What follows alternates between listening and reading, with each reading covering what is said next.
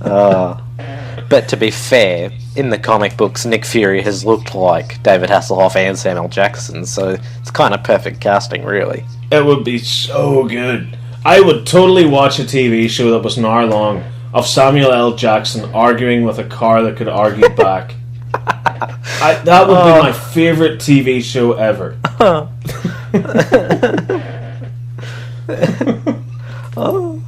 He'd do it, though. That's the best part. He would!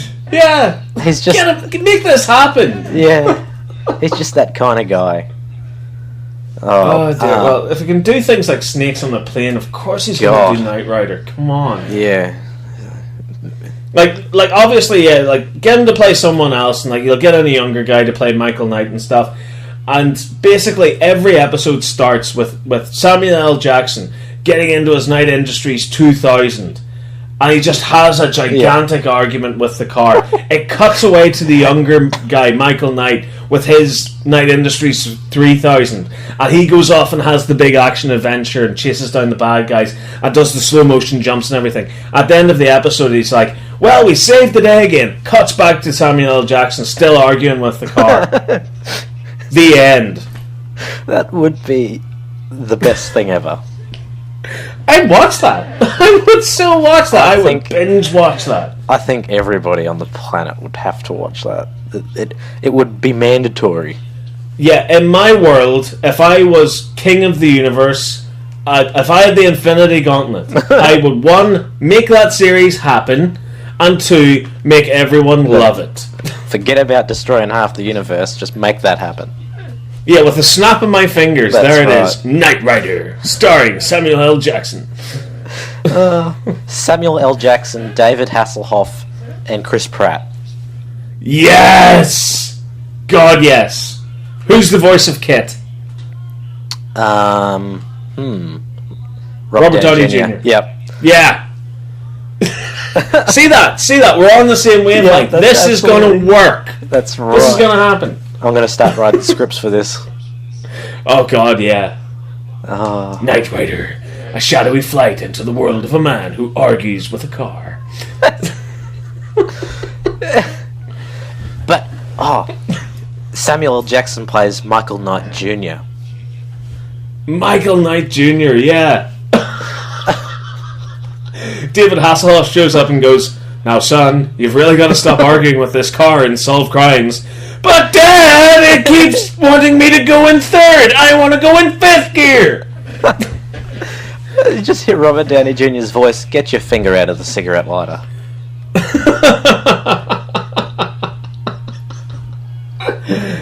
Oh God, yes. The more I think about this, the more I want it. Yeah. I'm actually feeling sad now this doesn't exist. We would do episode reviews of it. Every single episode that came out. Right after it, the podcast goes out. Knight Rider. Oh God, the Knight Rider podcast. That's reviewing episode 1. Well, I thought Samuel L. Jackson's argument with Robert Downey Jr.'s character in this episode was it felt quite forced, didn't it? Yeah, but it was awesome.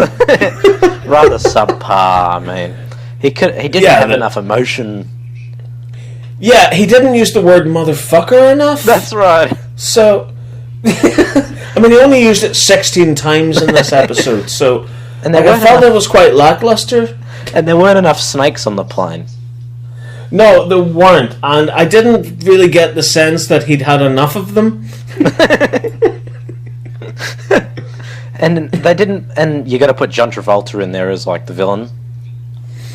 Yeah, who randomly just shoots guys in the head in the back of his car. And he makes that joke. What do you call whatever the joke is, and quarter pounder with cheese. Royale with cheese. That's it.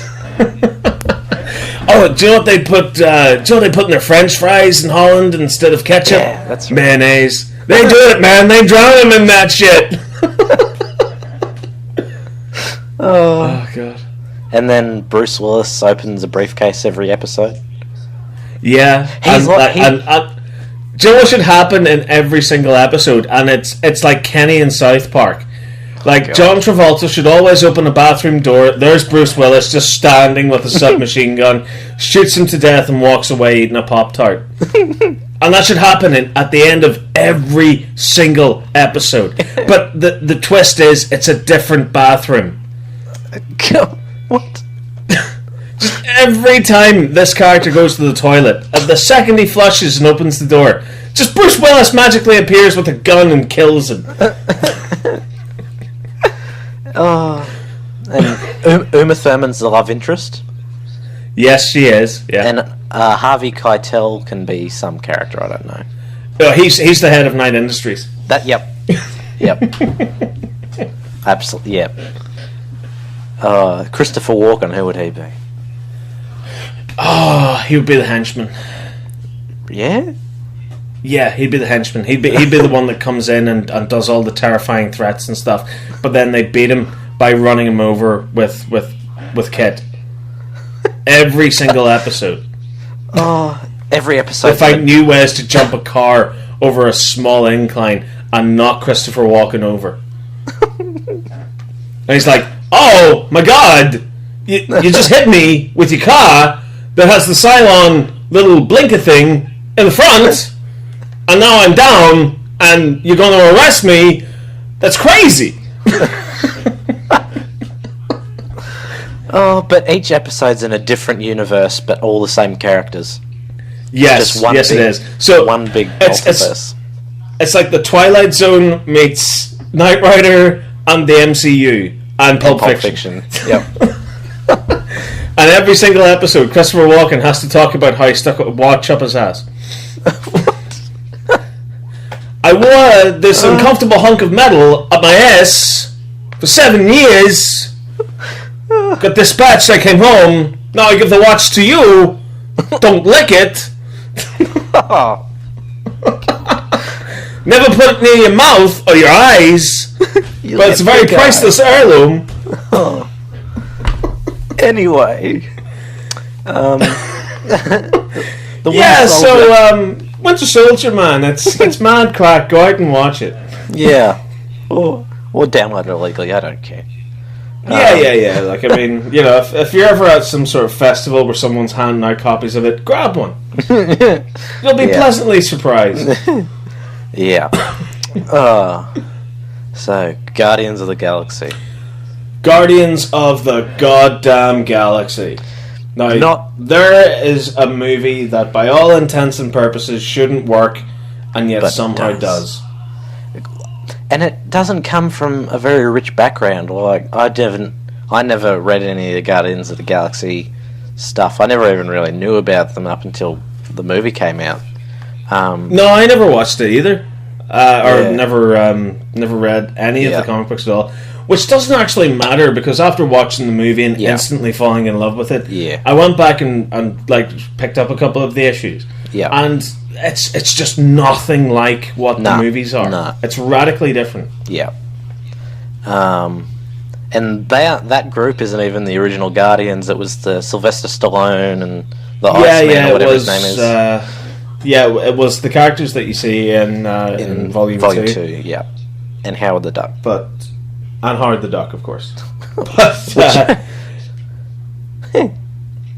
Which is the first Marvel movie. Oh, good God. Duck tits. Woo.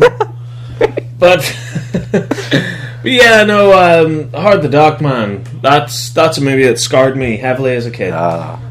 Because the the VHS copy fell off a shelf once and hit me. But it's what the hell is that movie? Possessed. Like, you've got Marty's mom from Back to the Future wanting to have sex with what is clearly a little person in a duck costume. While a gigantic evil-looking monster runs down a gigantic space beam. Oh, God. Like, it's a terrifying motion picture. Yeah. Thanks for that one, George Lucas. Did he do that? Yeah, he was involved in it somehow. I think it was Lucasfilm or 20th Century Fox or something. Oh, God. But I know that George Lucas was involved in it somehow. Oh, he's the one that came up with the idea of turning the comic book into a movie. Another fantastic idea from George Lucas. God. Yeah, so traumatizing. But yeah, like it's between Howard the Duck and that weird space monster thing at the end. And then the fact that Howard, like, does that thing where he tricks everyone into thinking that the evil space monster has arrived or something. Yeah. Or, like, taken over his body. That scarred me as a kid. It's a toss-up between that and the bit at the end of Superman 3 where the girl gets turned into a robot. Oh my god, that is so What scary. the hell is it with comic book movies from the past screwing with us at a young age? I don't know. Holy hell. Do you know what? The ending of Superman 3, where she gets turned into a robot, traumatized me that much. I actively forgot about it. Until I started having PTSD style flashbacks as a kid, where I was like, where the hell have I seen that before? Because I was sitting with a couple of my friends and we're trying to tell ghost stories and annoy each other, and I come up with a story about this man that gets pulled into a machine that he created, and the machine turns him into a machine and kills him. Yeah. And I was like, where the hell have I seen that? I know I've seen that before. I'm not creative enough to have made that up. Yeah. Where have I seen that? And then a couple of years later, I'm watching Superman 3 on TV again. There it is. Yeah. Freaking the hell out of me. Man, that's... I was always traumatized by Terminator 2 and the Liquid Metal Terminator. That freaked me out. Terminator 2 and the what, sorry? The Liquid Metal Terminator, the T-1000. See, that never freaked me out. I always thought Terminator 2 was really cool when I was growing up. Because, yeah, a mate introduced me to it. And he was like, oh, cover your eyes. This is the really messed up bit. Cover your eyes. Do you know what it was? It's that panning shot before they get to Enrique's place in the desert. Yeah. Where you see the snakes all hung up on the chain link fence. Oh, yeah. He was like, cover your eyes. It's really gross. I was like, dude, this is a movie that includes Linda Hamilton's character in a dream sequence getting her skin and organs blown off in a nuclear fire. This is a movie where Arnold Schwarzenegger takes a knife to his arm and pulls the skin off his arm, revealing the robot endoskeleton underneath. And you're telling me to cover my eyes during a bit where you see some dead snakes? What the hell's wrong with you as a person? Yeah, that's... But yeah, no. Terminator 2, what a movie. Yeah. Not a Marvel movie, but still awesome. Go watch it if you haven't. Except James Cameron's a dickhead or whatever, but anyway. Yeah, he's a massive twat, but yeah. Yeah. Guardians of the Galaxy. Yeah, like, James Cameron actively came out and said Terminator Genesis was good. That is twat behaviour. Yeah. And said that Star Wars was stupid. Oh my god. Go and make your 19 Avatar movies and shut the hell up. I hate that movie so much. Oh, Christ. But yeah, anyway, Guardians of the Galaxy is always going to be very special for me. Yeah. Because it came out in 2014. I lost my mum at the start of that year. Oh, yeah. And it feels like Guardians of the Galaxy was a movie that was made for me. Yep. Because I remember sitting down in the cinema, and it immediately starts with this boy losing his mom. Yeah. And I just remember looking at that going, okay, universe, what are you trying to tell me here? Yeah. That I'm going to hate this movie, or what? And like, as it goes on, it turns out the entirety of the first Guardians movie is about a guy dealing with the death of his mom. Yep. And I thought that was really lovely. And immediately after that movie came out, I went out and picked up one of the Walkman models used in that movie. So I actually own like a proper working version of it. I actually own two of them now. There's one that works, so you can actually pop in the awesome mixtape and play it. Yep. And then there's one that doesn't work. It doesn't even have any internals that you can put on your belt if you're cosplaying at a comic book convention. But so that movie kind of spoke volumes to me, pun intended. Like the characters are excellent. The one character I never expected to like was Drax. Yeah. Because he's being played by a wrestler. They're never really known for having awesome comedy skills or acting skills. Yeah. Dave Bautista knocked it out of the goddamn park as Drax. Like, damn straight. With the fact that he, like, the whole thing where he doesn't understand what a metaphor is. Yeah. Like, goddamn priceless. And the fact that, like, he is so blunt as well. Yeah. The bit where he says, Peter Quill, you are my friend. This large tree, he is my friend too. And this green whore, Yeah. Oh, you must stop! Oh my god, Drax, unbelievable character. Like, all of them work so well. Bradley Cooper as Rocket, even Groot has, like, one of my favourite ever Groot moments in the first movie is the bit where, like, all these bad guys are running toward them, and Groot whips out a vine that cuts them all in half. Yeah. And not only that, but then uses the vine to beat the shit out of the rest of the guys that were chasing them. And after this this intense, horrible, violent act, he pulls the vine back, turns around, and gives the cutest puppy dog smile you've ever seen in your life. Yeah. And I just remember looking at it going, yeah, I like this character. That's great. And he's just a tree man. He is. He's a tree man, but my god. And honestly, the end of that movie, man tears. Yeah. Genuine man tears. We are Groot. Yeah. Like, 3 words, one of them's a nonsense word anyway, but 3 words nonetheless, that had you said that to me before I saw that movie, I would go, sorry, have you been locked in a room watching Thor: The Dark World on repeat for the last 5 days or something? What's wrong with you? Yeah, but now you say that to me, I tell you now, man, my eyeballs are moistening themselves as we speak. Man, like that cut me deep. But yeah, like, another great thing about Guardians of the Galaxy is, without a doubt, the music. Yeah, like, absolutely. The Awesome Mix Volume 1. Like, a lot of people would say it's better than the Awesome Mix Volume 2. Yeah. Like, from an everyday standpoint, I'm inclined to agree, because Guardians of the Galaxy, it's a very light-hearted movie. You've got Redbone on there with Come and Get Your Love. Great way to kick off the film. You've got what the hell, like Jackson 5 and all's on it. Yeah. There's a David Bowie track on it. Yeah. Is the Pina Colada song in that first one or the second one? What one is it? The Pina Colada song. Pina Colada, yeah. Escape. That's in the first one as well. So it focuses on a lot of well-known kind of pop sort of 70s tracks that are well-known. Blue Suede. Yeah, Blue Suede is on there as well. Obviously made popular in Reservoir Dogs that everyone forgets, but yeah, whatever. But yeah, like, the use of the music is so goddamn perfect, because it really helps break you in as an audience member to this insane world. Yeah. Because it tells you in the first 5 minutes exactly what you're in for. Yeah. Because I was sitting watching it, and it starts with this little boy being abducted by aliens after his mom dies of cancer, and you just go, what the hell am I looking at? But then starts with, we're in deep space. We land on the planet. And this guy gets out wearing this big leather coat. He's got the mask on. He's using his space gadgets and everything. And he's walking up to the tomb, Indiana Jones style, as the credits are playing. And you've got this orchestral sort of thing playing. And you're going, oh my god, what the hell is this nonsense? And then, boom, away goes the mask. He's Chris Pratt.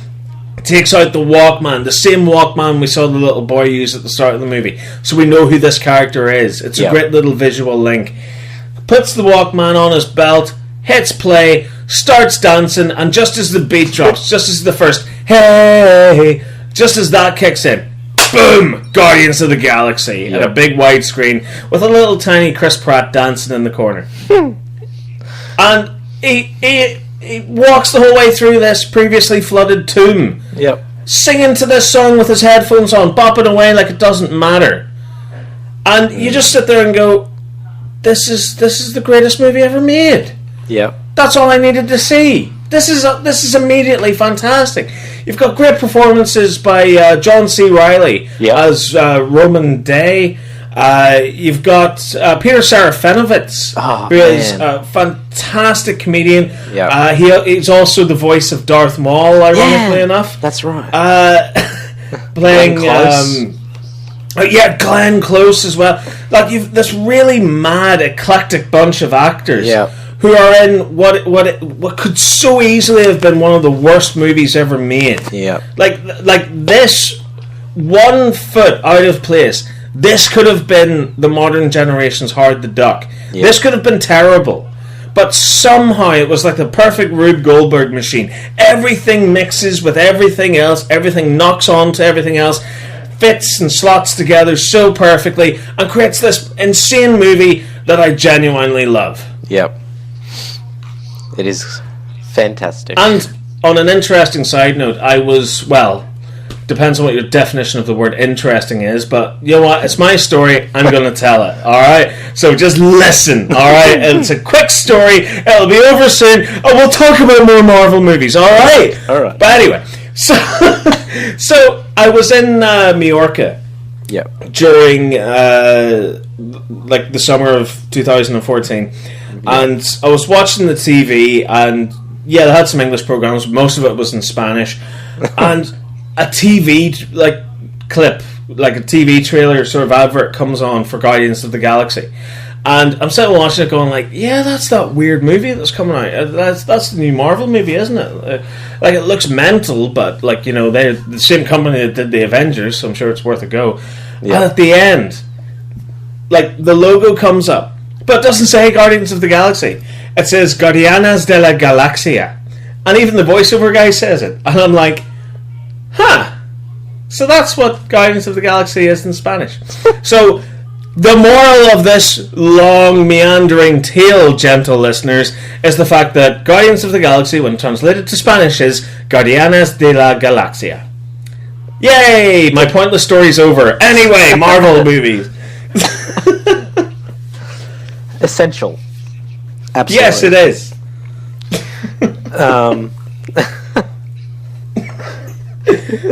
That's my gift in life, is to tell pointless stories that go nowhere. Anyway, yeah. Yeah. What was after that?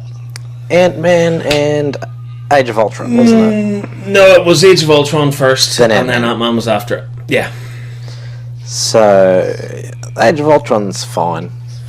Age of Ultron is basically, it's the Iron Man 2 of the Avengers movies. Yeah. It's basically, Infinity War's coming out in a couple of years, so here's a recap on where all the Infinity Stones are. Well, even just it's more of a precursor to Civil War than anything, I would have said.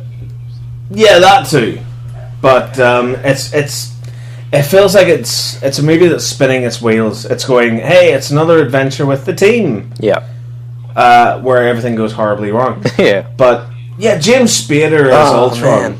There are no strings on me. Yeah. God. Love him. There is only one path to peace. Your extinction. So good. I like it's the weird comedy bits where he goes like I'm just trying to think of one off the top of my head. When he's in where, South like, Africa? he can't remember what the name of what children are. Yeah. His interactions with Ulysses Claw, Yeah. who's also introduced in this movie. It's great. Who is fantastic, and definitely one of the standout characters from Black Panther as well. Yeah. But yeah, like he's mad crack in that movie. Yeah. Yeah, but James Spader as Ultron is Yeah. fantastic, and like the fact that he's based off of Tony Stark as well, which Yeah. is so good, because he goes like, "You don't have to destroy anything to create. Clearly, you've never made an omelette. He beat me by 1 second." So good. Yeah. But yeah, apart from that, it's nonsense. There's a big fight between the Hulk and the Hulkbuster. And Which is Hawkeye's fun. family and Yeah, there's Hawkeye on a farm. Everyone thinks Hawkeye's going to die, but it turns out it's the really fast guy that no one really liked anyway that gets shot to death. yeah. Scarlet Witch is in it. She's his brother. He's fast. She's weird. It's this whole thing. Yep. They're done. Mad. Hulk gets on a big super jet and flies off to do Thor Ragnarok. Yep. Well, Thor flies off to do Thor Ragnarok as well. Yeah, Thor buggers off halfway through the movie just to get into the mystical hot tub Yeah. and talk about Infinity Stones. Yeah, that's really about it. Yeah. Essential? Not really. To a degree, yeah. I mean, Ultron and... It's only essential for Civil War, really, but... If Yeah, and the fact that it introduces Vision as well. Yeah, that as well. So... watch it, but have a bottle of scotch sitting next to you. Yeah. Just entertain yourself during the boring moments. Don't pay too much attention. Yeah. Fade in and out if you want. That's about it. Yeah. So then Ant-Man, which a lot of people didn't like, a lot of people loved it. You either love it or you hate it, kind of thing. Yeah. Well, I liked it. I actually preferred it to Age of Ultron. Yeah. And is that Paul Rudd that's... Yeah, that's Paul Rudd and Evangeline Lilly. Paul Rudd, the Sex Panther guy from Anchorman, and Evangeline Lilly, the chick that everyone wanted to nail and lost. So they team up with the guy from Basic Instinct that has a lot of sex with Sharon Stone to fight the guy from that House of lost Cards. out. Yeah, the guy from House of Cards that lost out to playing Obadiah Stane in the first Iron Man movie. Did he? Because he was terrible. No, just basically he's another bald bad guy that wears an evil version of the hero's suit. And he's also an idiot as well. Because he's sitting going like, I want to break into this whole like shrinking technology thing and like I want to build a suit just like Hank Pym did. Dude, you invented a gun that turns people into a small bit of goo. Sell that! Yeah. You're there. You made it. Yeah, sell it to the army or something. Yeah, sell that to the army. How amazing would that be? Minimal body clear-up as well after you've slaughtered everyone. Yep. Just everyone in your army just has to take out their little napkins and just go about wiping up the goop and putting it into a toilet.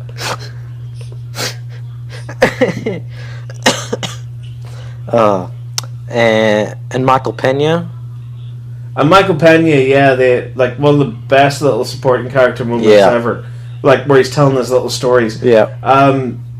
I know that Edgar Wright was originally working on this movie for about 10 years before he gave up because Marvel were like, well, yeah, but you have to fit it in with the rest of our movies because that's kind of how it works these days.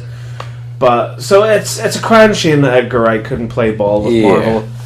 But like I love Edgar Wright. Like I love Baby Driver. I love the Cornetto trilogy. I love the kinetic mad hilarity of the way he makes movies. I think the only thing really left over from his version of events is Michael Pena's character and the way he delivers exposition. Yeah. Like that to me, the second I saw it, just screamed Edgar Wright. Yeah. Like I think he wrote probably about a third of the script when he left, and I think they kept. It was actually him and Joe Cornish, I think it was. Joe Cornish is from Adam and Joe. I don't know if you've ever heard of them. No. The Adam and Joe show, that was fantastic back in the day. That was like one of the best English comedies ever. Yeah. But because Joe Cornish did Attack the Block as well. He wrote it. Yeah. So he's actually becoming a pretty decent writer in the big movie business these days. But so that was fun. Ant-Man. It's good. It's fun. It's innocent. I like it. Yeah. It's good. It's got a big Thomas the Tank Engine at the end. What's to hate? Yeah. If you're gonna watch it for anything, watch it for that. Yeah. Like that's the moment that put bums on seats in the cinema. Like. Yep. Massive Thomas the Tank Engine and massive ant at the end under the table. And the world's ugliest bunny. Yeah. He's so ugly! I love him! Yeah, well done, kid. Here, have a Mars bar. Go back to your trailer. Anyway, essential or not? Because he's not in... Not essential, no, but still worth a look in. Yeah. Like, if you loved Thor the Dark World, this movie is not for you. Said nobody ever. God. Yeah, pretty much. And then what was after that? It was Civil War, and then it was Doctor Strange. It was indeed, yes. Another Yep. two excellent movies. Yeah. Civil War, I'd say, is a mandatory watch. Yeah, definitely. Because that's your last sort of big lead-in Before- where all the heroes are now Yeah. in Infinity War. Yeah. Yeah, again, another fantastic movie. I don't know where I would rate it, if it's higher or lower than Winter Soldier. Is like it's branded as Captain America, but is it really? It's more of an Avengers. It's Yeah, like it's Avengers 2.5, 2.5, really. yeah. Yeah, that's what it is. Yeah, it's... I don't know what the hell is going on at Marvel. But Anthony and Joe Russo yeah, and Christopher Marcus and Stephen McFeely, the writers, they're 3 for 3! yeah, Like, I've never seen such talent before. Like, Winter Soldier, I thought, oh, that's a really great movie. yeah, But maybe we won't get a movie that good for, maybe another 10 years or so. yeah, Out comes Civil War. Everyone was thinking, oh, this is going to be crap, because in the comics there was a million different heroes all fighting each other, and it was crazy. And in this one, it just looks like a couple of idiots in cosplay having a punch-up at an airport. And it's like, well, no, you don't understand that, because you don't have any context for it. yeah, Because, in the comic books, it's amazing Yeah. to see all these different heroes, divided so much and into two different factions. Like, to have the whole thing where Tony Stark is Peter Parker, the Iron Spider suit, and then he Yeah. reveals his identity to the world and stuff. Like, those are really heavy moments from the comics, which wouldn't translate at all no, to the Civil War movie. So you have to sort of make sacrifices, and you have to change it around. And the movie does this really fantastic job of exploring both sides of the argument about the Sokovia Accords. yeah, Yes, we should sign them. Yes, we should have responsibility because, we've indirectly murdered people. Not to the depressing suicidal level of Man of Steel and Batman v Superman, where just like millions of people are being slaughtered. yeah, But still, there is, there's ramifications to it all. Like, there's consequences to their actions. They can't just be this team of superhero people that go about thinking they can police the world. Yeah. But then on the other side of that coin, Captain America has a very valid point where he says regimes change. Exactly. And what if we end up becoming the bad guys? What if we're enforcing the wrong thing? We need to have our own freedom to determine who we work for, why we do the things that we do. And it just goes back and forth so brilliantly. But then the real sucker punch comes at the end, where you think that the massive airport fight, that's the end of the movie, it's all done. No, it's not. It's just getting started, because you have the bigger overarching theme of the Sokovia Accords being why the heroes are so divided. Yeah. But the emotional gut punch comes at the end, where all throughout the movie we've been seeing what is essentially a gigantic misdirect, where the Winter Soldier had to steal these 5 super soldier capsule things from a car, and you're wondering, what the hell is this all about? And then it turns out, Zemo's going to go to this research facility and release them all, and the ending's going to be Captain America, the Winter Soldier, and Iron Man all teaming up to take on these super soldiers and beat the crap out of them, and that's how the movie ends. No, it doesn't. Zemo appears, shoots them in the head, and then goes, by the way, Iron Man, the guy with the metal arm over there, he killed your mum and dad. Bye. It's great storyline, great action as always. Introduces Black Panther and Spider-Man flawlessly, as well as having to do the heavy lifting of putting Tony Stark in an emotional place with his relationship with Pepper, and also with introducing the barf technology and that whole flashback at the start with his mum and dad. Captain America's just lost Peggy Carter. And all this crap in between, and I don't know how they did it. Oh yes, and the fact that all these superheroes that we've seen built up over the last couple of years, they have to have their moment too, and they have to have their side of the debate. They have to have their big action sequence moment. I don't know how the hell they did it. And it's missing two of the biggest players as well, Hulk and Thor. They're not in it at all. Yeah, they're not even in it. And they're not missed either. No. Because obviously they're off having wacky space adventures with Taika Waititi. But I'm amazed. I'm genuinely amazed. Like, no wonder they got them back to do Infinity War, because they pulled it out of the bag with Infinity War. Yeah. How did they make a deal with Satan? Like, it's impossible to make a comic book movie featuring all these characters, all these different plots, everything going on so well, and somehow they do it. They've done it now twice. They did it with Civil War, and now they've done it again with Infinity War. And neither of them turned out like any of the Transformers, which is amazing. I still need time to process this. The fact that they did it, and they did it so goddamn well. Yeah. But Civil War, like, mandatory view. Yeah. You have to watch this film. It should be illegal if you don't watch it. Yeah, again, if I'm president of the universe one day, every person on this planet will own a copy of Civil War, and I will watch it every Sunday right after church and before secondary church, the Church of Marvel. But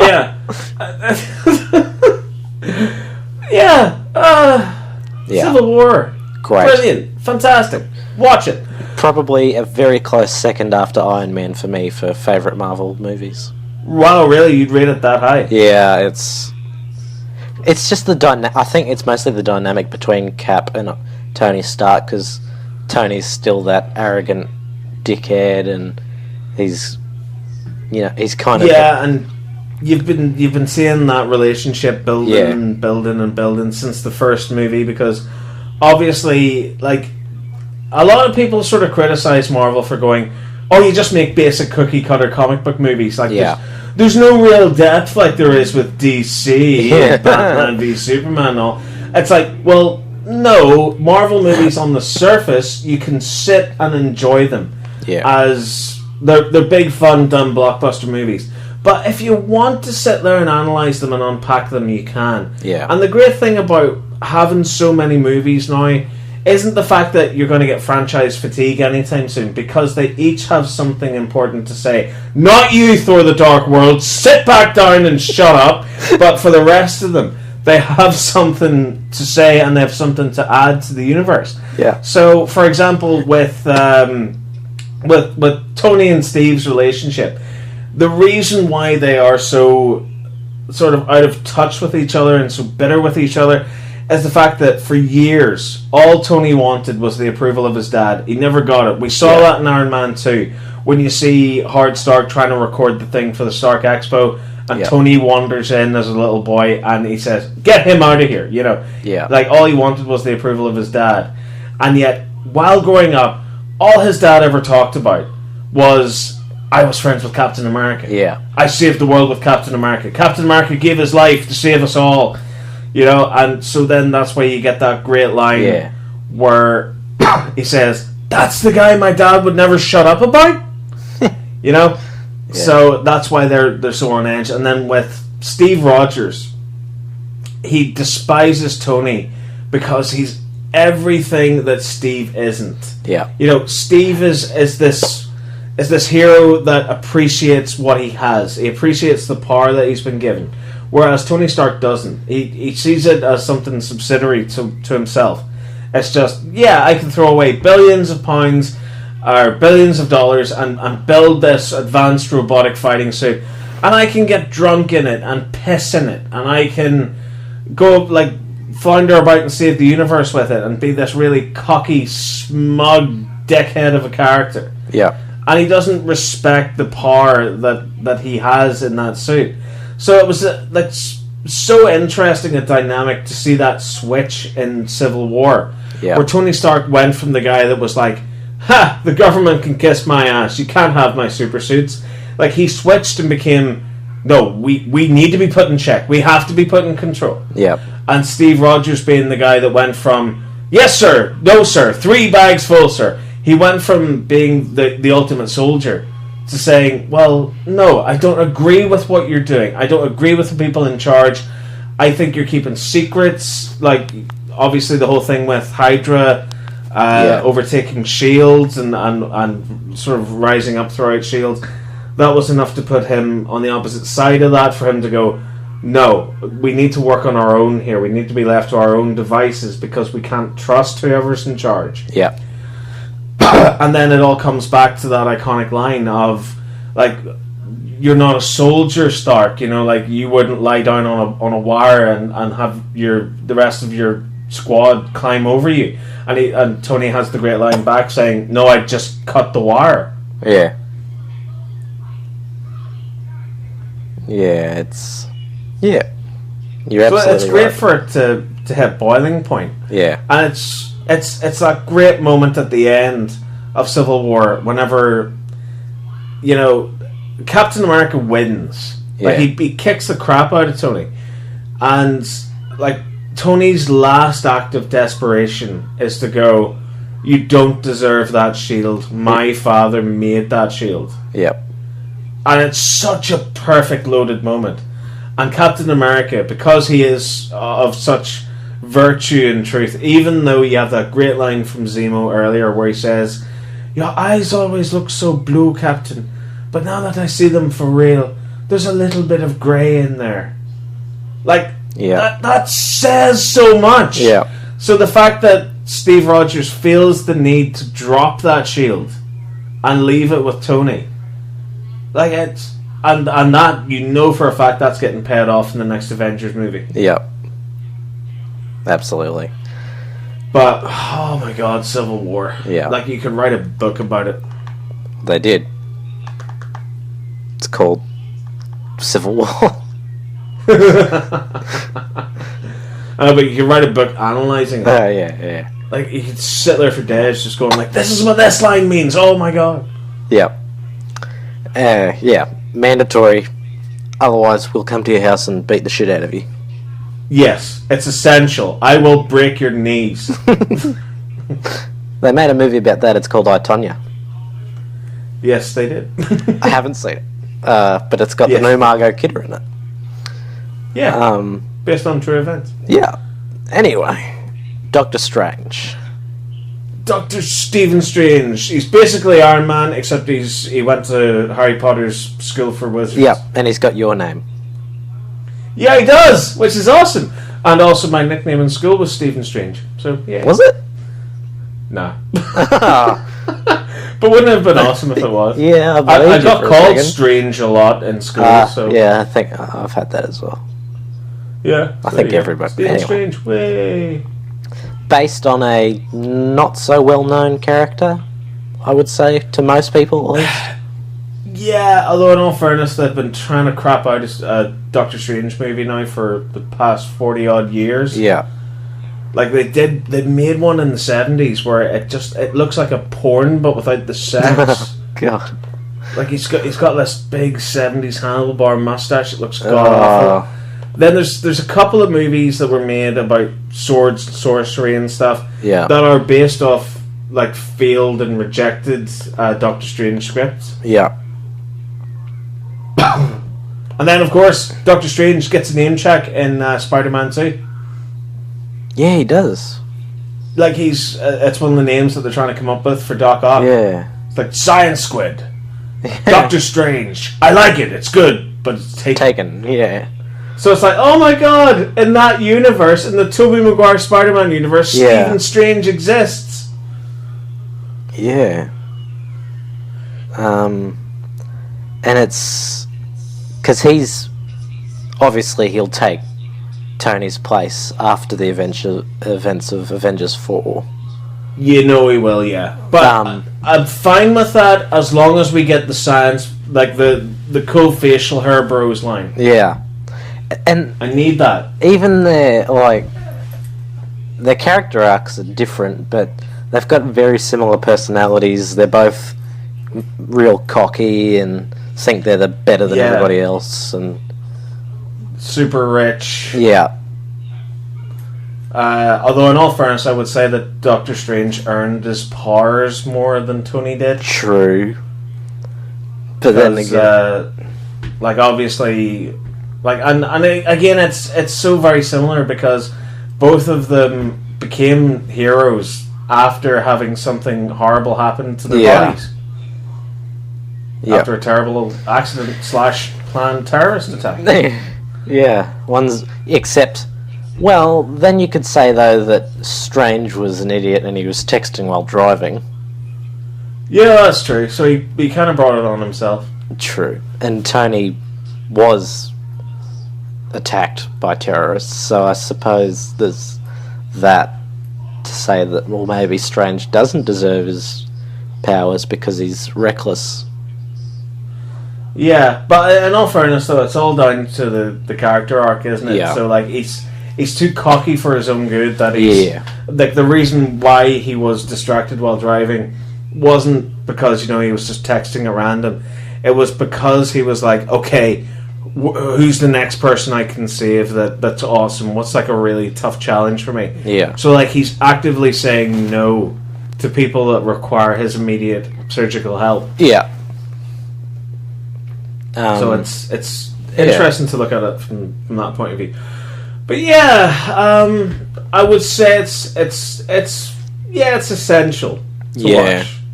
Because obviously it sets up the Sanctum Sanctorum, it sets up the Time Stone, sets up Wong. Yeah, there's an awesome little sequence in Infinity War. Yep.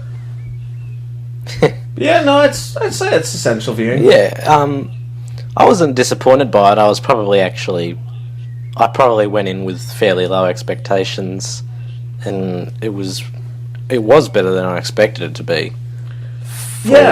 For the source material, because it is so out there and it's weird, and it introduces magic, not space magic like in Thor.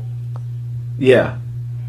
It's proper mystic arts, and it introduces different dimensions, introduces the mirror dimension. Yeah. Also, as opposed to Ant-Man, which introduces the quantum realm. Well, I think the quantum realm is kind of Doctor Strange as well, isn't it? Like, they can both access the quantum realm? Yeah. I think. Let me find out. Quantum realm.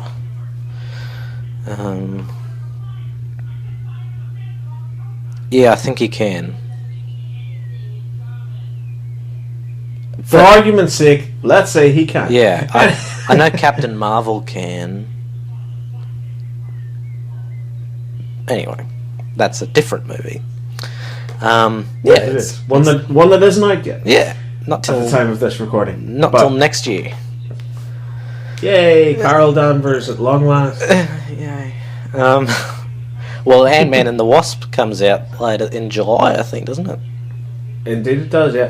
Although it comes out in August over here because, again, the UK is stupid. And football. So, yay. When do I get to see it? A month before you do. Well, at least we get Jurassic World 2 before everyone else, so yay. I totally want that before I want another Marvel movie. July 5th it comes out here. Great, we get it in August. That's probably going to be mid to late August as well, so super yeah.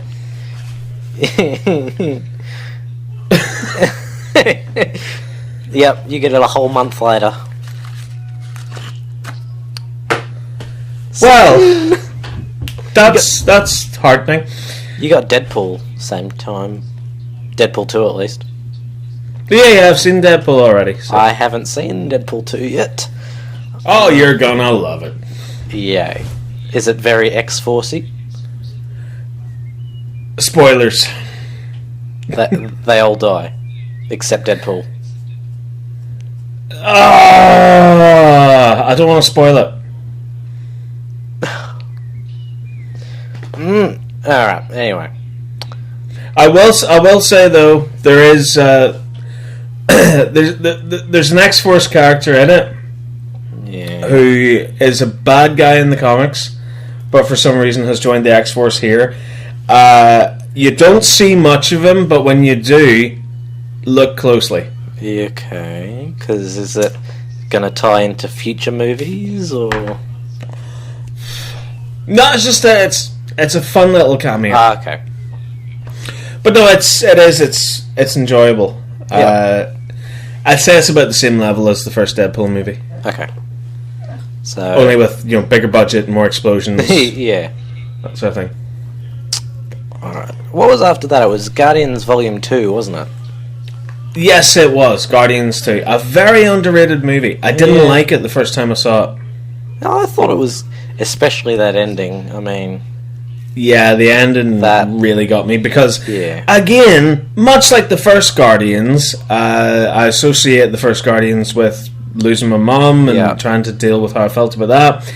I lost my dad, and then Guardians 2 comes out, and it's all about father figures and coming to terms with them and losing them and everything. And it's just like, bloody hell, like, I mean, this is just following me around now. Yeah. But...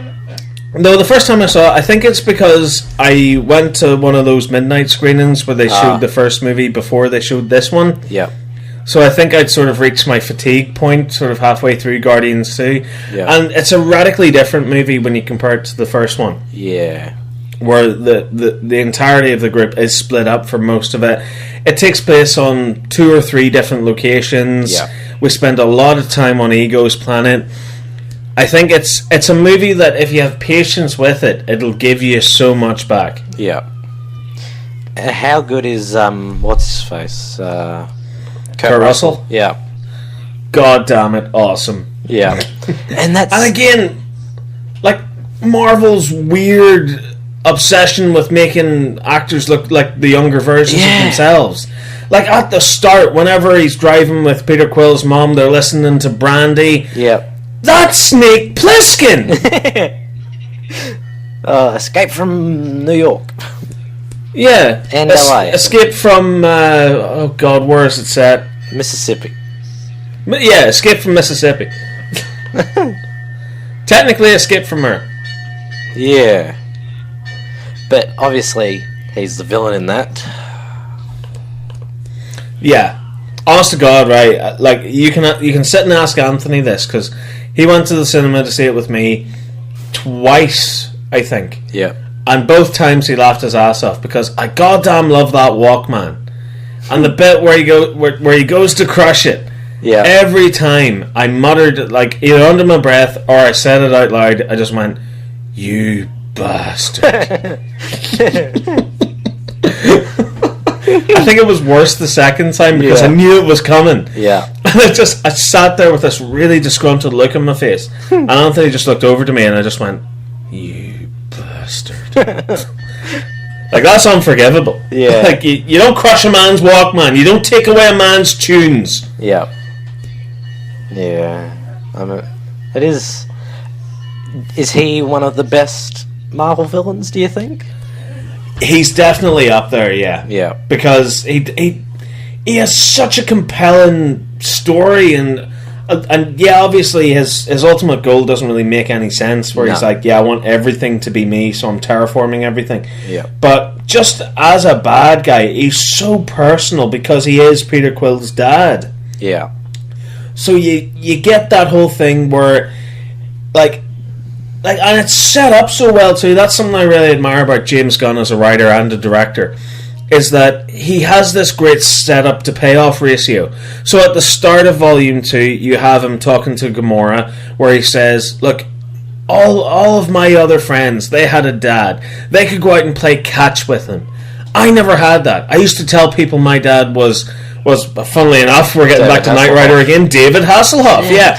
like David Hasselhoff was my dad, and like he was off touring with his band in Germany or off filming Knight Rider. Yeah. So you get that moment that really suckers in Peter Quill, where he creates the ball of energy on Ego's planet, and then you have what everyone in the cinema laughed at because it is cheesy and dumb, where they play catch with the ball of light. Yeah. Go back and watch the earlier scene. That's exactly what Peter Quill wanted. Yeah.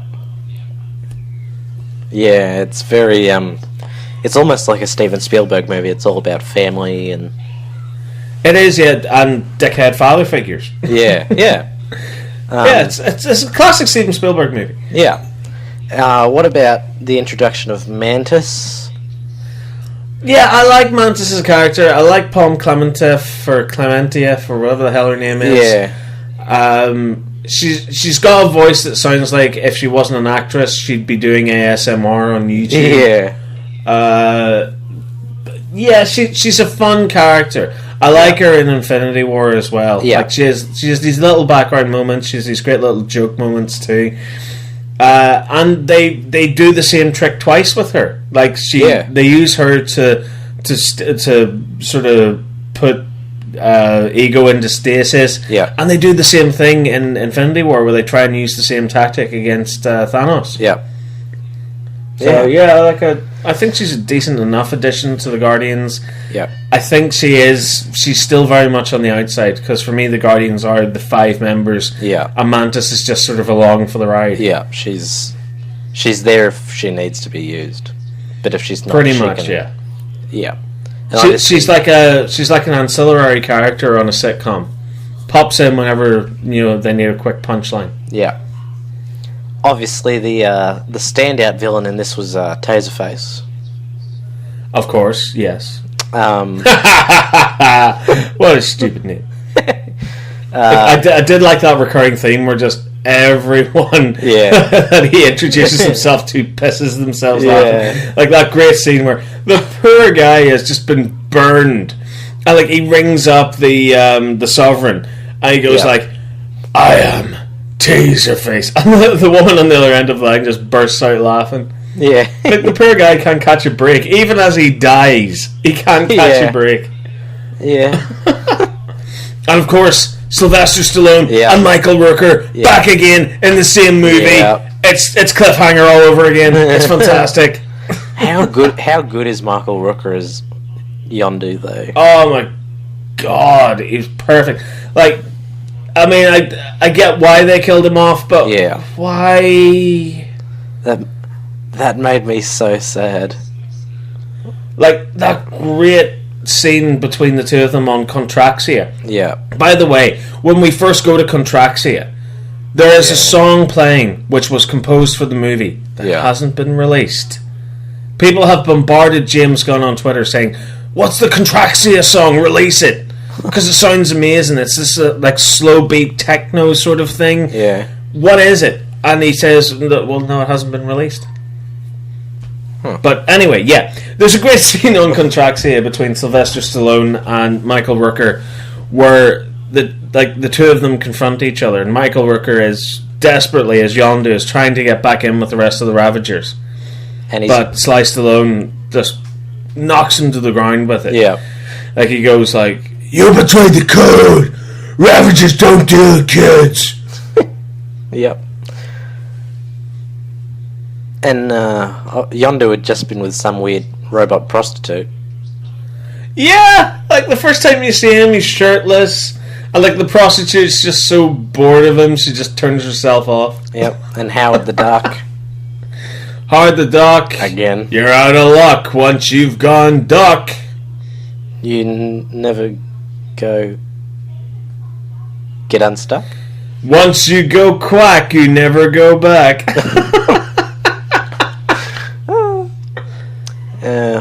And Karen Gillan's always great as Nebula.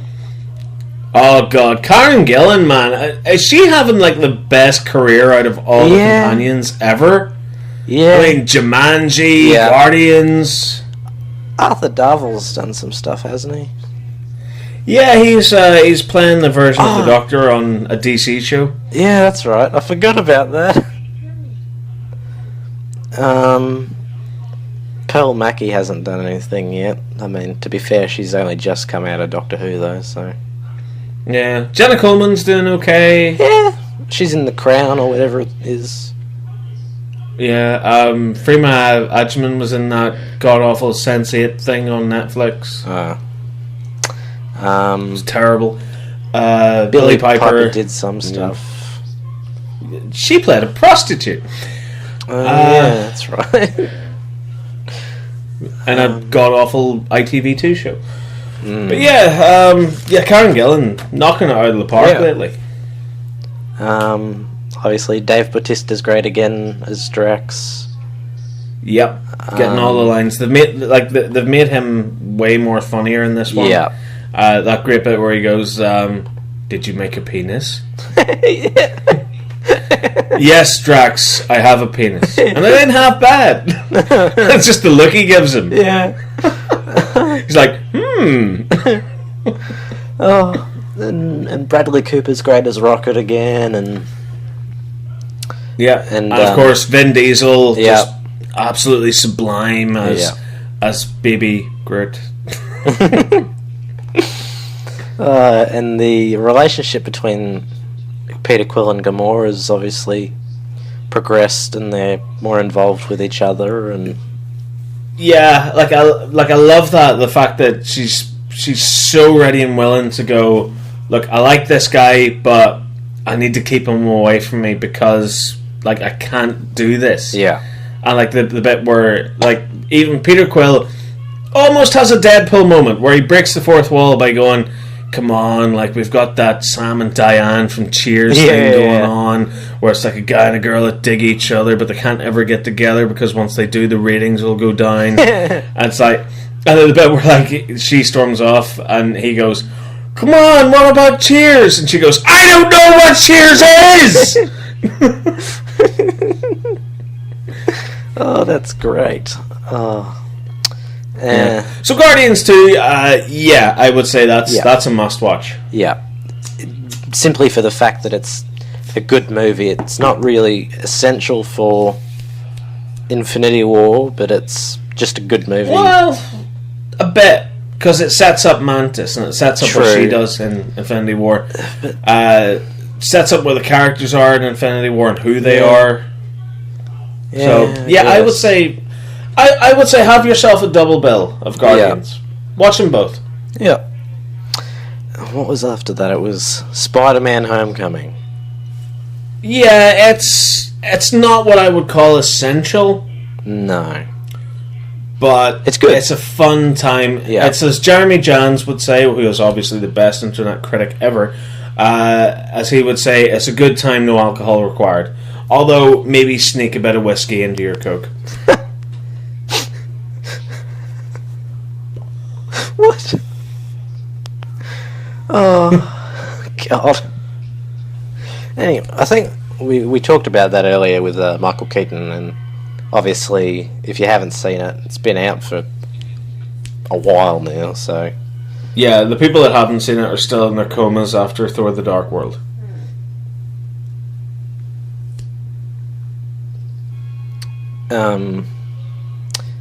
What about the twist in that movie where it's Michael Keaton is Peter's love interest? Yeah, possibly one of the best executed twists for a villain I've ever seen in a movie in so long. I quite enjoyed the audience actively gasped whenever he answered the door. Yeah. I know I did that because I ended up seeing Spider-Man Homecoming twice. I saw it the first night it was out with Anthony because Elizabeth was working, but Elizabeth really wanted to see it because she's a big Spider-Man fan. Yeah. So I took her to see it the next night, and we're sitting there watching it, and I know the twist coming, and I haven't spoiled it for her or anyone. So I'm sitting there, and I'm more looking at her than I'm looking at the screen. And the second Peter Parker goes up to that door, and he answers it, she freaks out like crazy. And she goes like, hang on a minute! Adrian Toomes isn't Liz Allen's dad! And I was like, I know, but they've done it for the movie. And she was like, holy shit! Because she genuinely thought that the Vulture had found out about Spider-Man and he'd kidnapped Liz Allen's entire family. Oh. What? That... I've never seen someone go from shocked to confused to genuine anger to what the hell? Yeah. In such a short space of time. Yeah. So she's obviously quite well versed in the comic lore and for Spider-Man. Oh yeah, absolutely. Yeah. She noticed the little nod to Miles Morales and stuff. Yeah. With Donald Glover's character. which the Prowler. Yeah, I hope they do like a Spider-Verse film where they bring in the Miles Morales and Spider-Man 2099 and. Well, I think they're doing that with the animated movie. Yeah. But again, it's a Sony property, so it's probably going to be crap. Yay, Sony! Make believe. They should do a Peter Porker the Spider-Ham movie. That's what they should do. God damn, yes, they should. If that's not into the Spider-Verse movie, I'm going to be highly displeased at Sony. Yeah. And if he is, I'm still going to be highly displeased at Sony anyway, because it's Sony. But it's animated, so they can't make the same mistakes, really. Oh, trust me, they'll find a way. Alright, so not essential, but a good watch anyway. Yeah, it's a fun time. If you don't have time to watch it, it's okay, no big loss. Yeah. But if you've got what 2 odd hours to kill, give it a watch. It's fun. After that was Thor Ragnarok, which I think we spoke about, which is essential viewing. Yeah, get it watched. Definitely. Probably watch it more than once because it's best after a couple of watches. Oh God, yeah. Watch it about 6 or 7 times. Yeah. Like, you will never appreciate the fine artwork that goes into such wonderfully crafted dialogue. Yeah. And such great lines as, "Piss off, ghost!" Honest to God, Korg. Everyone needs a Korg in their life. I don't care who you are or what it is that you do, everyone needs a Korg. Yeah. Oh, mixed Hello everyone, I'm Korg. I tried to create a rebellion, but I couldn't print enough pamphlets. The only people that showed up was my mum and her boyfriend, who I hate. Yeah. And then at the end, Thor's like, "Oh, where's Mick from? Oh, Mick's dead. I accidentally stepped on him on the bridge." I stepped on him. Oh, Mick, you're alive! What was the question again? Earth it is then. Yeah. And then I like the bit where he's like, "Is that goo coming from you? Or are they eggs?" Yeah. I think they're eggs. They look like eggs, yeah. Look like frog eggs. Oh, Taika Waititi. What a great man. Have you seen Hunt for the Wilder People? I have not, No? but it's on my Netflix to watch list. Sam Neill is amazing in it. I've seen a lot of What We Do in the Shadows. Yeah. Like the vampire one. Yeah, that has me dying with laughter anytime I see a clip from it. Because the kid from Hunt for the Wilder People is in Deadpool 2, isn't he? Yes, he is. Yeah, he's the fire dude. Yeah. That's right. Can't remember. He's actually hilarious in it as well. Like, he has some great one-liners. Yeah. And the chick that does everything for Jeff Goldblum in Thor Ragnarok is in Hunt for the Wilder People as well. She's... Oh yeah, Tessa Thompson. Yeah. Oh. No, the not Valkyrie. Like his other left, the one that right, has the death wand or whatever it was. Yeah, the one that has the sort of beef with Tessa Thompson's character. Well, you're giving her money, right? She plays kind of the villain character in Hunt for the Wilder People. Unreal! I need to watch this film. Yeah, it's pretty good. Rachel House, her name is. So yeah, that's Thor Ragnarok essential. Definitely watch it more than once. Absolutely. After that, it was Black Panther, which disappointed me. It's basically yet another Iron Man, yet another Ant-Man, yet another Doctor Strange, where it's like only more boring because he's not really an asshole at the start. No. He still has to learn how to become king, but he doesn't really have that many faults to overcome. Yeah. Like, the bad guy is just basically... He does the same thing that we've seen in most Marvel movies where, oh yeah, I too now have a Black Panther costume. Let's fight! Yeah. But at least he doesn't go mad for no reason. He's believable. Yeah, that's true. And he has reasoning behind why he's doing what he's doing. He wants to help people and yeah, and it's really interesting that whenever T'Challa takes the purple magic leaf of destiny drink, he goes to the African plains where he sees his dad and what I presume are all the other past kings of Wakanda.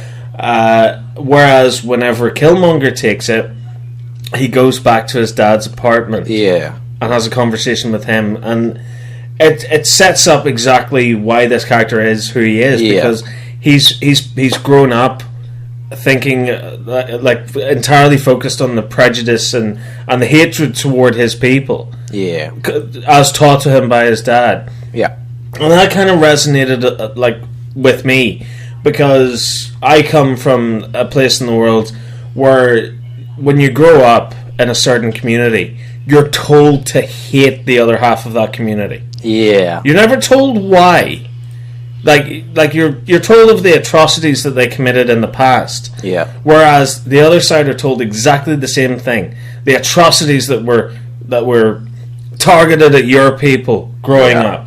But now that we've moved on from that and that the conflict has ended, that still remains. Like there are still kids growing up these days that fear and hate Catholics. There's kids who grow up now fearing and hating Protestants. But they don't know why. They're just told. Like, they may have been told the history of it and what happened. I mean, currently where I'm sitting right now, if I look out my window, I can see the English Army barracks, which was car bombed when I was about 6 years old, and the shockwave was so great. It was one of the largest bombs that ever went off during the Troubles in Northern Ireland, that it actually shook the windows of the house. And I asked my mom at the time, what the hell was that? And she said, oh, it's nothing, don't worry about it.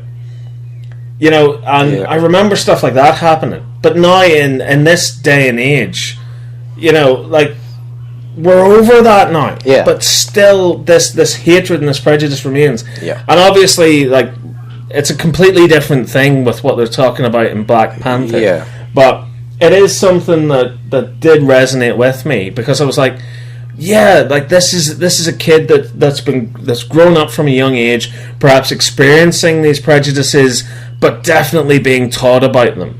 Like they were the main focus of his life. So I thought it was fascinating that whenever he took the drink, that's immediately where his mind went. It was well written for that character, at least. And then of course you've got Andy Serkis. Who, like, you can put him in any movie, he will be the MVP. Like, there's a great bit in it that that Anthony won't shut up about. It's his favourite scene in the movie, where they go in to rob the museum to take the vibranium. And Andy Serkis said, like, kills everyone apart from one guy. You can go. And says, you can go now. Go. Don't tell anybody. As he's running, he shoots him in the head. And Anthony turns around and goes, that's you. That's what you would do. I was like, yeah, I suppose that is me. Makes us look like amateurs. Oh, God. He has to be one of the greatest actors on the planet. Like, easily, Gollum. And it's really great to see him, like, for a change, not playing a CGI character. Even though, I mean, like, the CGI characters, especially the face, at least, they're always given his expressions and some of his facial features. But it's but it is good to see him in the flesh. It must be a nightmare. Though. It must be a nightmare for him as an actor. He must He must love it though, otherwise he wouldn't do it. Well, yeah, that's true. But I mean, you know, it must be a nightmare to go. I've played Gollum. I've played I've played the main bad guy in the new Star Wars movies. Like, I've played a monkey. No one knows my face apart from the people that went to see Peter Jackson's King Kong. And for him to finally just have a normal acting role. Like, you can tell he's having so much fun with it. I wonder if he ever slips out of character and goes back into Gollum, though, because he did it for so many years. Like he's sitting in Snoke's throne room and he's going, he turns the lightsaber. Yes! Or that scene where Killmonger shoots him and he's like, to think I took you for some crazed American. To think I took you for some crazed American. It's like, no, man, no. Wrong character. No. Wrong character, man. Wrong character. Remember, you're playing Ulysses Claw. Do your South African South thing. African arms dealer. Yeah, go. Alright, yeah, sorry, man. Thanks. Yeah. To think I took you for some crazy American. To think I took you for some crazy cuttlefish.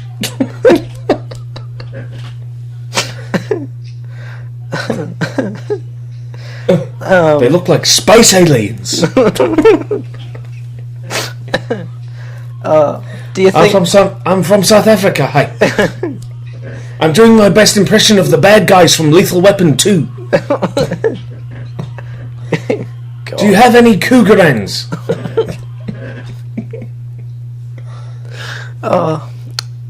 Anyway, do you think it's essential? Perhaps to set up where the final battle in Infinity War takes place and what the hell's going on, but I wouldn't call it mandatory. I would say it's essential for the simple fact that it sets up the part of the world, what the hell's going on at the end of Infinity War, and obviously who Black Panther is. But then again, Civil War does that job. So it's an odd one to place. Even I would say watch it if you have the time. Yeah. I mean, it's only like 2 hours, 15 minutes or something, so it's not super long, but... yeah, you can breeze through it. Yeah. But it's the dialogue that killed it for me. Like, the dialogue's quite poorly written, I think, at least. Yeah. Yeah, it's very sort of flat and on the nose, and it doesn't help that the main character is so stoic. Yeah. I mean, he disappears for what feels like about 20 minutes. Yeah. During the end of the second act, start of the third act. And he's back again. He's not missed. No.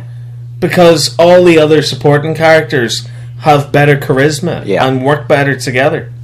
Yeah. And I suppose you don't need to see it because the Soul Stone wasn't in Wakanda anyway. I know, I'm so mad about that because, like, again, more mad Marvel internet fanboys started going crazy online going, oh, but did you see the dirt he was buried in before he took the magical heart-shaped herb? It was orange, and the Soul Stone's orange. It's confirmed it's in Wakanda. Ah! No, it's not. No. Oh, God. Oh, my God. Everyone under the sun expecting the Soul Stone to pop up, and from everything from Guardians of the Galaxy Volume 2 to Spider-Man. Are you mad? Yeah.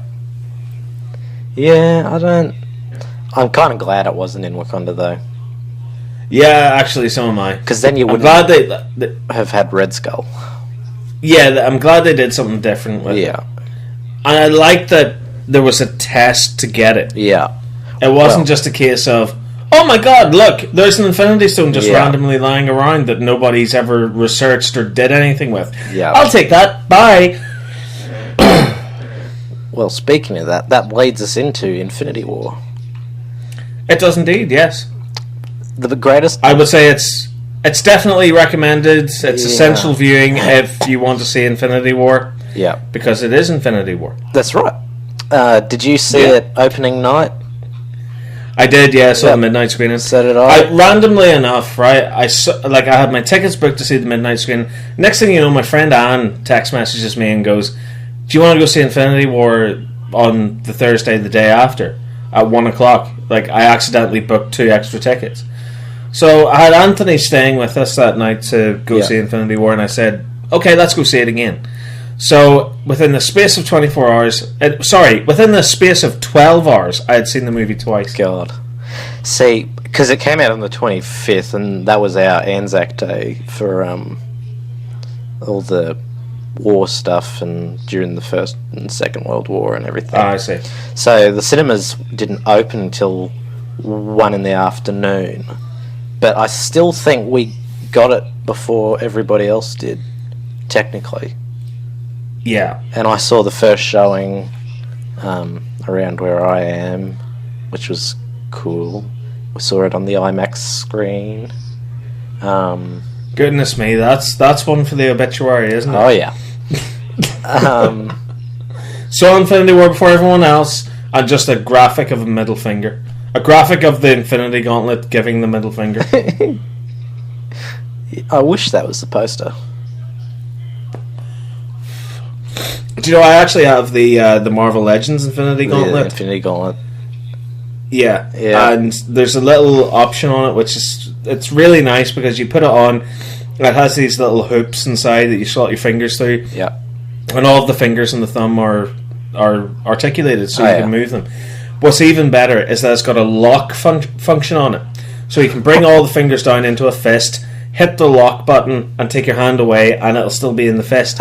So the first little science experiment that I tried with it was, can I make it flip the bird and lock it there? And it turns out you can. Guess how I'm displaying it in the collection room.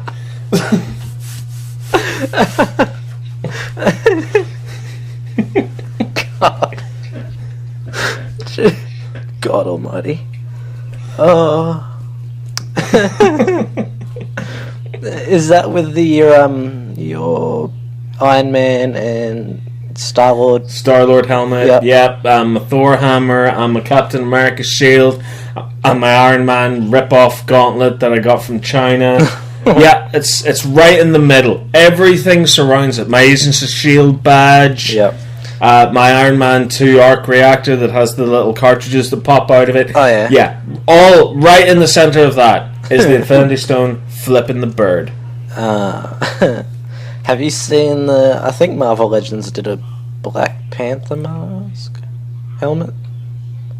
Did they? I think so. Yeah, I think so. Oh, I guess I just didn't care enough to realise. I think it was Marvel Legends. Yeah, it looks like Marvel Legends. Or maybe it's not. Oh, fair enough. It doesn't have light up eyes, but maybe that's just because the mask doesn't really have that in the movie.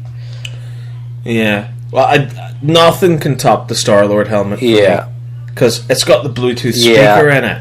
Yeah. That's fantastic. Like, you can be there rocking around, like, with ooga chaka, ooga chaka. Yeah. Blasting out of your mask as you're dancing about like an absolute twat at a comic convention. Yeah, that's pretty cool. Because you cosplayed as Star-Lord at some point. Was it last year or the year before? I've done it a couple of times now. Yeah. I went to a convention down in Dublin, and that was the first time I ever did Star-Lord, and it looked terrible. There was a time that I did it in London, where instead of wearing... Like, I wore the entire outfit, including the mask that I made, but I wore a Jurassic World t-shirt, because, you know, got to represent Chris Pratt. Yeah. When did I do it? I got the entirety of the new Volume 2 outfit, including the Kebab Becky, or whatever the hell's written on his t-shirt. Yeah. I got that, and I cosplayed as him at an event, and I also wore it to the opening night of Volume 2 as well. And my other half as well, Elizabeth, she went as Gamora. Oh yeah, I think I've seen photos of that. So that was fun. Yeah. Yeah, so like Iron Man used to be my favorite, like all-time favorite character. Yeah. And I did the Mark 42, which was awful. It looked like something Obadiah Stane would wear. Like just this huge puffy outfit on me, because like the ultimate sort of cosplay I think for me would be comic book Wolverine, because I'm squat. Yeah. But I'm wide. You know? Like, I am just... I don't have the conventional superhero body type. Yep. Because I'm short, but my God. Like, there was a guy that came up to me once trying to fight me in a bar, and he said, yeah, I can kick the crap out of you because I'm taller than you. And I said, yeah, well, I'm wider than you. I went, fair enough, and just walked away. But yeah, true story. But yeah, like, I don't have the conventional sort of superhero shape and that sort of thing. So trying to get me into an Iron Man suit just really looks ridiculous. But I worked hard, tried to get the beer belly and the man boobs off myself to do the Mark 43, which was basically me taking the Mark 42, smashing it into little tiny pieces, slicing away at it, and repainting it and sticking it back together again. Yeah, and I think it looked pretty good. Yeah, but ever since Guardians of the Galaxy, I've always cosplayed as Star-Lord. Yeah, I tried doing Ant-Man once, but by God, that was a failure. I looked more like Giant Man. Would have been expensive. Yeah. So Star-Lord's kind of he's become your favourite Marvel hero over time. I would say he's the hero that I relate to the most. Relate to the most, yeah. Because obviously the whole thing with his parents, yeah, and also the fact that he's a child trapped in a man's body who just outright refuses to grow up, and even when he tries to grow up, he fails at it spectacularly. Yeah, yeah. He's probably, out of all of them, he's probably the most human character, even though most of them are human, but.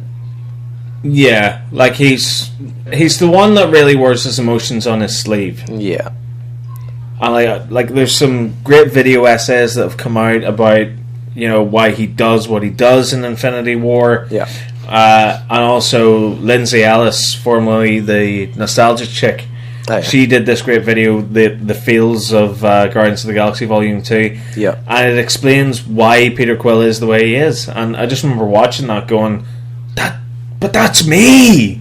Yeah. I want to talk about the post-credits scene for Infinity War, because there isn't a mid-credits scene, which kind of... No, but there is and there isn't. So, if you watch it closely... Right, and obviously super huge spoilers for Infinity War, but you've had your chance, alright? If you haven't seen it by now, what are you doing? Sitting watching Thor the Dark World? But yeah, so obviously at the end of the movie, all the main characters, like the whole pile of the main heroes get turned into ashes, right? Yeah. So that's Thanos balancing the universe. Half of every population on the planet is turned to ash, killed. It's like they never existed, right? So remember that closely. Half. So at the end of the Marvel movies now, there's traditionally always two post-credit scenes. There's one after the sort of main end credit sequence, and then after the wall of names, the memorial of the dead, everyone that died making this picture, right? Yeah. After all that goes past, like the millions and millions special effects artists and all, and then right at the end you have another post-credit sequence, which we got in Infinity War with Maria Hill and Sam Nicholas Fury. Jackson. Yeah. Yes, with the Star of Knight Rider. So halfway through, we're supposed to get a post-credit scene right after the title of the movie appears. So there it is. The title of the movie appears. Nothing. And then we're straight into the scrolling credits. But watch it very closely. The title of the movie fades in, but then flakes away into dust. That's it. So, it's a little in-joke, I think. Thanos, after snapping his fingers, wiped out half of the post-credit scenes. Ah. One of the post-credit scenes got wiped from existence. What? That's smart, but I hate them for it. If that's true. Yeah, I hate them too. Like, I was so annoyed about it. But I did pick up on it, because I was like, okay, why would you have the title fade in and then have it turn to ash? Yeah. And then just have the credits appear? Ah, Thanos has erased it from existence. Yeah. Huh. That's fun. I like that, if it happens to be true. Well, I'm saying it is, and that makes it true. So there we go. Just like the Knight Rider TV series that we're never going to get. That's happening. Well, yeah, I hope so. Maybe in some universe. But the post-credits scene that we did get, obviously introduced Captain Marvel. Yeah, it did and it didn't. Yeah. Because it did that thing that most Marvel post-credit scenes tend to do these days, where it's for the comic book fans. Yeah. And people that are somewhat versed in the Marvel universe. So, like, the post-credit scene happens, which I thought was harrowing. Yeah. Because you have the bit where just the car randomly loses control in front of them, and then that helicopter crash is so visceral. Where, like, you see the ash pouring out of it. Yeah. And then, like, the sound effects are so great where it just collides with the building and explodes. It feels so real. Yeah. And then, obviously, Maria Hill disappears. Sam Jackson goes, right, shit's going down, motherfucker. Yeah. I've got to do what I normally do, which is recruit a team of heroes. And swear And on then I guess recruits Captain Marvel. Yeah. Yeah, motherfucker. I'm motherfucking tired of these motherfucking people turning to motherfucking dust. Right? Yeah. So... yeah, all lines from the movie. So yeah, Direct quote. So yeah, direct quote. Yeah, in fact, that even wasn't me saying it. That was me playing it from a clip, an exclusive clip that I got from the Blu-ray, which is coming out in a couple of months' time. That's one of your deleted scenes. You're welcome, folks. World exclusive. Anyway, so so yeah, he runs to the car, and for some reason he always carries this around with him. I think this is his superhero safety kit bag. Yeah. So he's got little devices in there that calls the Hulk and Iron Man and Captain America and everything. Yeah. So he roots around through it and he finds this modified pager. And he starts typing on it and then it disappears. And he goes, oh, motherfuck! And then he disappears. Yeah. But wouldn't it be fantastic if he reappears again in the next one to go, like the first time you see him he's going, Ucker! Yeah. That would be great. But yeah, so he disappears. And the pager falls to the ground, and we get the what is it? Marvel, the Kree symbol? No, it's I think it's just the star on Captain Marvel's costume. Yeah, but that is from something, though, isn't I it? thought it was the Nova Corps at first, and then I thought, no, the colours, it must be Captain Marvel, because that's... Well, yeah, it's Captain Marvel's suit, because it's that blue at the top and red at the bottom, the gold star in the middle.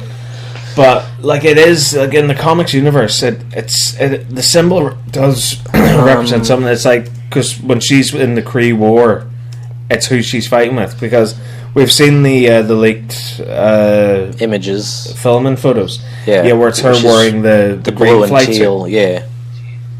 Yeah. Except that character was never fully alien, though. Yeah. Well, I'm guessing they're going to do the whole origin story thing, seeing as it's set in the 90s, where she's a test pilot, shit goes down, boom, you're Miss Marvel, no, wait a minute, now you're Captain Marvel. Yeah. And just like in the comics, 100% accurate, she goes, fucking alien blood.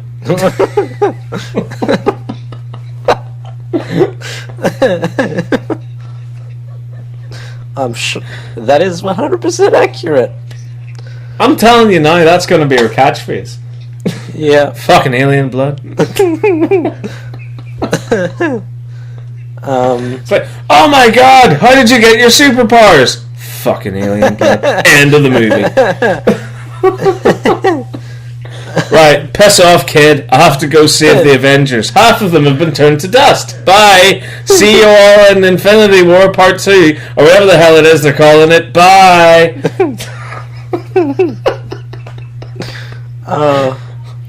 What do you think they will call it? Oh god, do you know what? I think they missed a trick by not calling this one the Infinity Quest.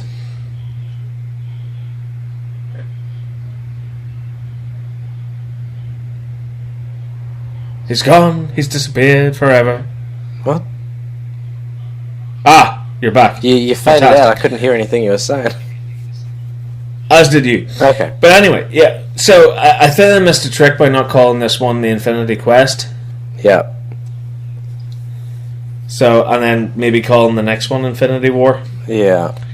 But I don't know. Secret War, maybe? Or... Maybe. Because obviously you've got the whole Captain America as Nomad thing going on. Yeah. Like you could do the whole Secret Avengers thing. Yeah. There was speculation that's going to be called Endgame. Yeah. Because after Doctor Strange's incredibly telegraphed line of "we're in the end game now," Yeah. I genuinely don't have a clue. They could call it Avengers Fart Box at this point, and it wouldn't matter because people would still go and see it. Well, and then Thanos turns into a giant purple fart. Oh god, see if he does, man. Like, that's it. I'm ending my love affair with the MCU. We've had 10 glorious years together. Yep. Apart from you, Thor: The Dark World. That was that difficult patch, where it was on the rocks for a while. But Yeah. you won me back with the Winter Soldier. But yeah, like that'll be it. That'll be it done. It'll just be like, oh my god, he's a gigantic purple fart. Yeah. Wonderful. That would be the... Yeah, that's what it'll be called. Yeah. Avengers 4. Giant purple fart cloud. With a yellow part on his hand. Yeah. Some gold scattered in there. Oh god. Could they even do the clone or Secret Invasion? Where the Avengers... Maybe. They're all Skrulls? Yeah, because there's again more theories going around now that our old pal Nicholas J. Fury is a Skrull because of leaked set photos or some nonsense. I don't know. I really don't have a clue where they could go after this. Captain Marvel's part Skrull, so I mean, it's not impossible. Yeah, no, she's not part Skrull. She's they'll be part but... Yeah. So I don't know, man. I don't know. I don't think they would introduce that right away. Yeah. I think they'll introduce the conflict in her standalone movie. Yeah. But maybe the fact that she's summoned to Earth for Avengers 4 will sort of kick that off. So in her next movie, yeah, like she'll end up bringing that conflict to Earth. Yeah. Do you think they'll bring Adam Warlock back into it for Avengers 4? No, definitely not. No? Too spacey? No. No, it's not the fact it's too spacey, it's that it would feel like a Deus Ex Machina at this point. Ah, yeah, true. Like, had they introduced him in the first Guardians and had him be the main antagonist in Guardians 2, yeah, that they end up winning over at the end, like, maybe then I could see it happening. Yeah. But he's not an established character in this universe what at this point. What if they introduce him in Captain Marvel for who knows what reason? Because he's Space Jesus. And I doubt they would, because you see his cocoon where he's being created in 2014. Yeah, but is it possible... Captain Marvel's set in the 90s. So. Is it possible that he was put back into a cocoon, though? No, because it's heavily implied in that post-credit scene that he's literally being created. Okay. Because Aisha says, "I shall call him Adam." Oh yeah, true. So I think that's literally him being created. Okay, yeah. Because I know there was a lot of talk about his cocoon popping up in the first Guardians. Yeah. In the collector's room, but because when you see it, it's closed, but then later on, it's open. Yeah. So, but apparently, like James Gunn came out on Twitter and said that's an older version of the Sovereign's cocoons. Okay.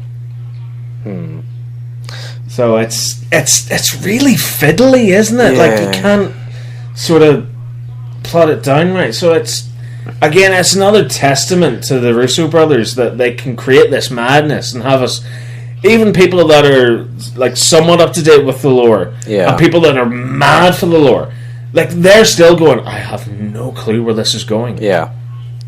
Yeah. Yeah, they've thrown a very big curveball. They could introduce Adam I don't know. Warlock in Ant-Man and the Wasp for some reason. I think he's very much a Guardians character. Yeah. So, because obviously Aisha was designing him to Yeah. get the Guardians. So I'm guessing, like, yeah, he can pop up in a whole pile of different movies and stuff. But I think primarily Guardians 3 is going to have to feature him Yeah. as either a main villain or a secondary villain that they Yeah. have to defeat at the start, and then he teams up with him. Yeah. When does it... And it's such a waste too, because obviously with the Infinity War in the comics, Adam Warlock plays a big role in ending it. Yeah. Well, So to just miss out on that, it's so frustrating. Yeah. But then again, Captain Marvel's probably is that replacement, I guess, because they're very similar in the way that they are as far as Yeah, 'cause- power-wise. Yeah, she can wield the gauntlet. Yeah. Well, he's had the gauntlet before as well, hasn't he, Adam Warlock? Yeah, he's because he used it to end the conflict. Yeah. Because I think like Nebula got it and went absolutely bucked off and mental with it, and then he got it and basically said, "Let the conflict end." Yeah. What was this? I was just thinking about something and I've forgotten.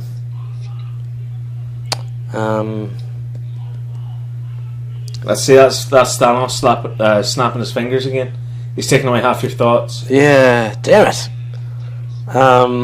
At least we survived. Oh god, like that memory of whenever I crapped my pants in primary school's gone now, but unfortunately, so has the face of everyone I've ever known and loved. Yeah. There's always a downside, bloody Thanos. Yeah. They could do Avengers 4 could be Avengers Annihilation. Oh, I like that. Because Annihilation was very Guardians of the Galaxy heavy. When did that come out? It was like 2009, I think. The comic series. No, I like that name because that could tie into what Kevin Feige was saying about the fourth one being a spoiler Yeah. for Infinity War. Yeah, I didn't think about that. 2006, the comics came out. It's mostly set in outer space. Well, Thanos is part of it, not a big part of it, but he's in it. Yeah, it's very Guardians of the Galaxy heavy, very Nova heavy, Silver Surfer heavy, Super Skrull, Ronan the Accuser. I suppose he's dead anyway, so... Yeah. But he'll be in Captain Marvel, so... Yay! Annihilation Heralds of Galactus. So that was after Annihilation, I think. I just want a good Fantastic Four movie that's actually made by Marvel. Yes, goddamn please. With Silver Surfer. It's about time, isn't it? Like Yeah. we're overdue it. Yeah. I mean, it's... But again, it's annoying that Marvel started the MCU without having all of their main players, and they've sort of had to retroactively fit them in around the continuity that they've had so far. Yeah.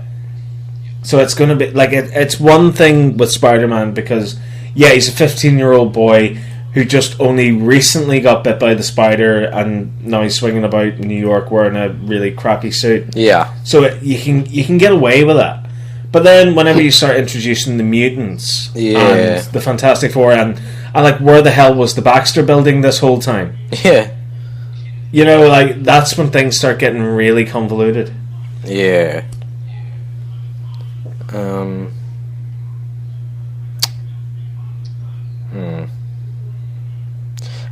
I think for the characters they had, though, they did fairly well with it.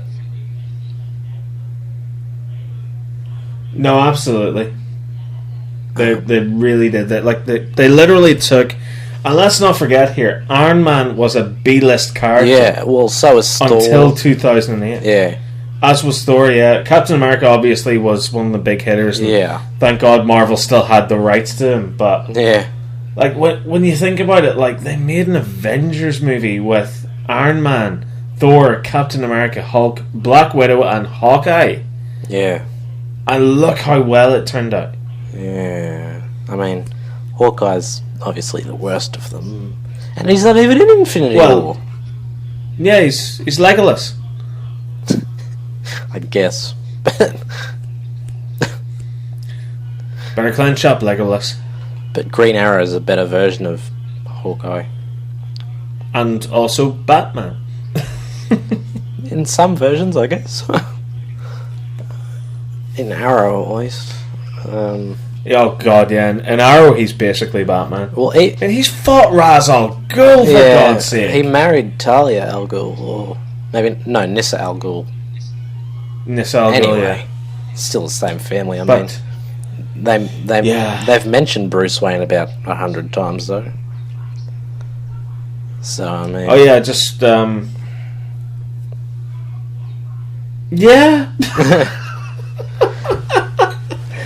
Arrow, what a weird show. Yeah.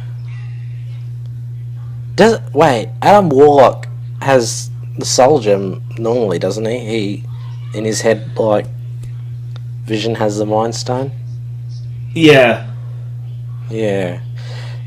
And then, what if he was the Magus first? Magus, the anti-Adam Warlock. Before. Yeah, they could still get away with that. And he's been resurrected as Adam Warlock rather than... Oh. Now there's a theory and a half. It's very convoluted and confusing, but it's possible. Stranger things have happened. Yeah, they made a show about it. You really turned that joke up to 11. I've only seen the first episode of the first season. Oh, you need to get that watched. Yeah, I've got it ready to watch. I just haven't had enough time yet. Yeah, that sounds familiar. What if they went the Dark Surfer route from that Superhero Squad show? The what? It was a kids show from like 2009, 2011, Superhero Squad. I see. It was all Marvel characters like Iron Man and Silver Surfer and Wolverine and Captain America and Hulk and Falcon, and basically the main villain was Doctor Doom. And oh, cool! It had all sorts of weird villains like MODOK and the Abomination, and Magneto was kind of in it.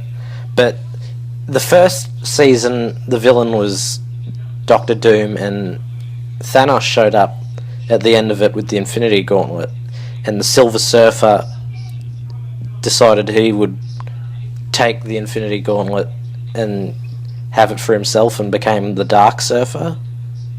Oh. Which I think's only really happened in that TV show, but it was not a bad idea. So he becomes an antagonist, as opposed to the protagonist, and it kind of ends that what the last 10 years of Marvel's been about. It gets rid of Thanos, and then you've got a new supervillain that's there, and it's still the Infinity Gauntlet, but yeah, I mean, I think really, like, from what everyone's been saying so far, after this next Avengers movie, that's it. Yeah. Like, no more talking about the Infinity Stones. Yeah. No more Thanos. No more Infinity Gauntlet. None of this nonsense. and it's literally going to refresh itself and reboot itself to be like building toward the next thing, which, for the love of Christ, please be a proper Galactus. Or I nearly said the Anti-Monitor, but that's DC.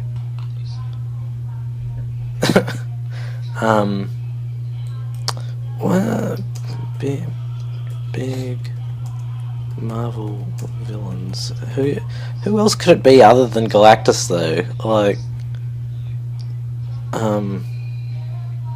don't know, because like, I mean, Thanos wasn't exactly the big super scary dude, and they still made him that. Yeah. So like, they can still do that with so many other characters, and then still progress up that chain until you're getting to these huge entities like Galactus. Yeah. But who's really the more evil character? Like Thanos, or I mean, Galactus is the destroyer of worlds, or whatever they call him. But the Eater of Worlds or something, I can't remember. Consumer of Worlds. Yeah, that's it. That's what I'm thinking of. Crap, yeah. But surely there's bigger villains than that. Well, I mean, there was the Celestials, like. Yeah. But, I mean, they did sort of deal with that with Ego. Yeah.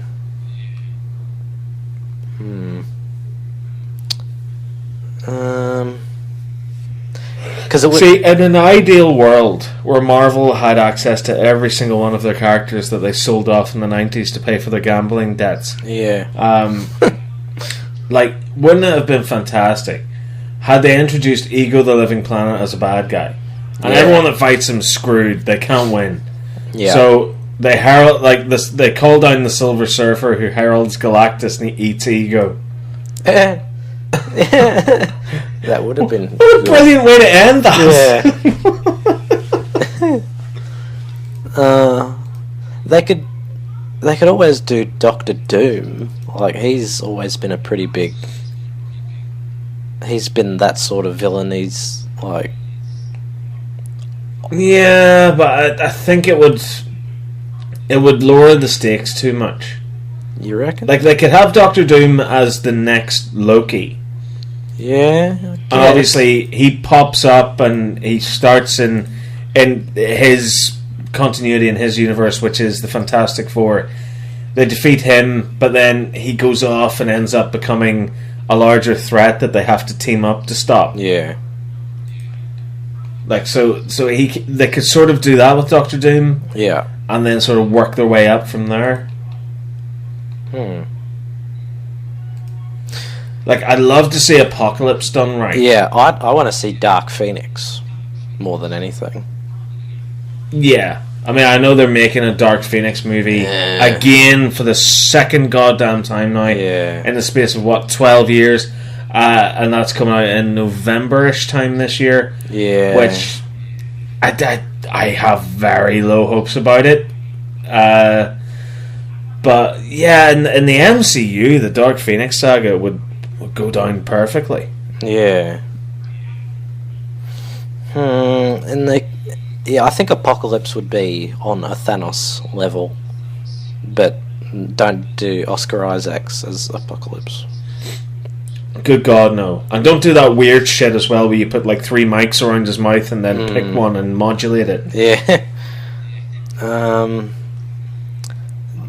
Everything you've built will fall. Yeah, cheers for that one.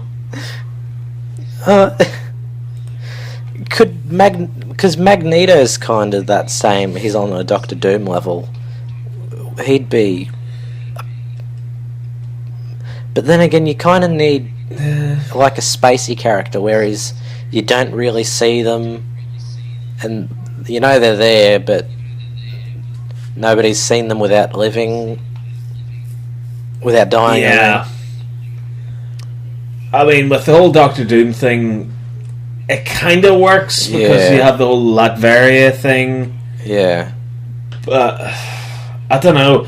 I kind of get a sense that like you introduce Doctor Doom as the massive threat, and everyone goes, "My God, where's he from? What's he capable of?" Yeah. He's from a place called Latveria. Latveria. I never remember hearing about that at geography in school. Is that anywhere near Wakanda by any chance? What the hell is this world we live in? Yeah. That could work. But yeah. How long have we been doing this for? Almost 4 hours. Too long. Well, honestly, if you've made it to this point in the podcast, good on you. Without wanting to tear your eyes out or turning it off to go watch Thor: The Dark World, you have won a biscuit, and you have won the privilege of being awesome and being our friend. Correct, but you got to make you got to make the biscuits yourself, though. You do, yes.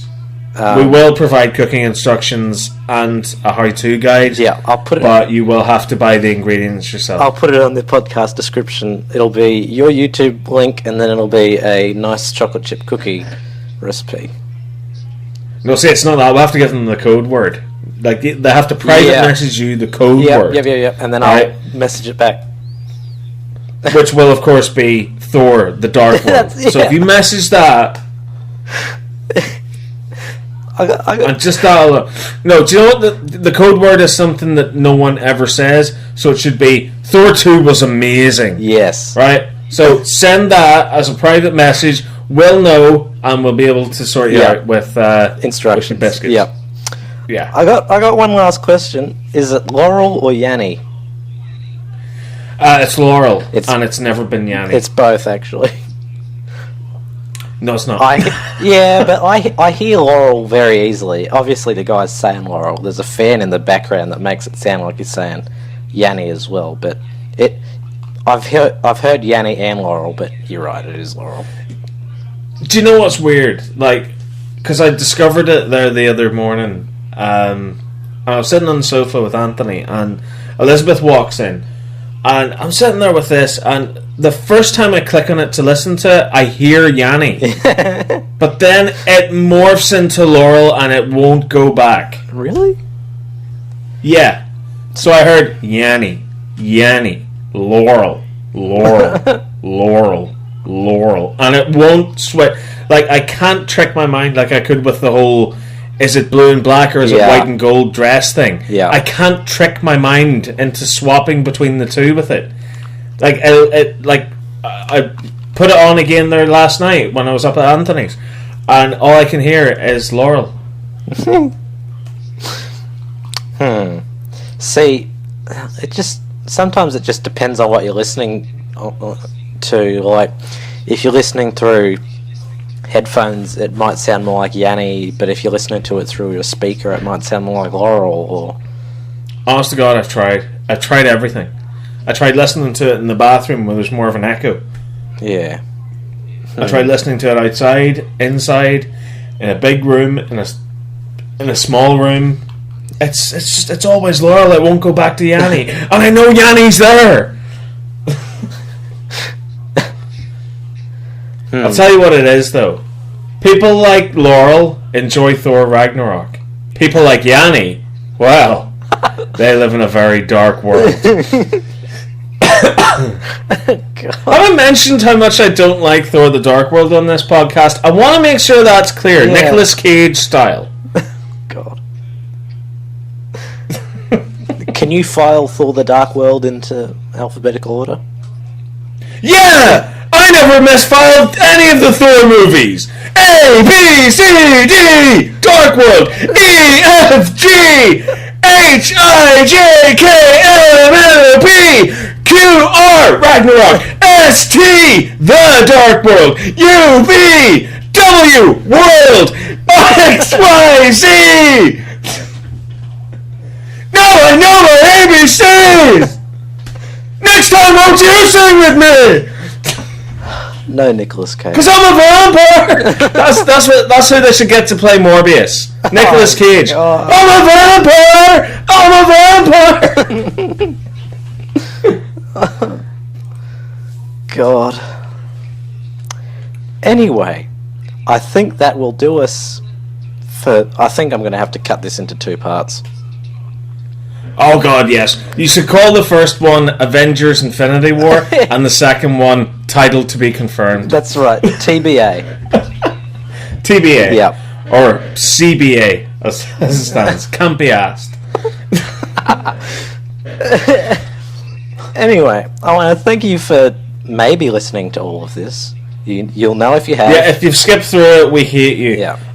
Listen to it all. It's like every second of this. Pure gold. That's exactly. But is it gold or is it blue? You'll never know.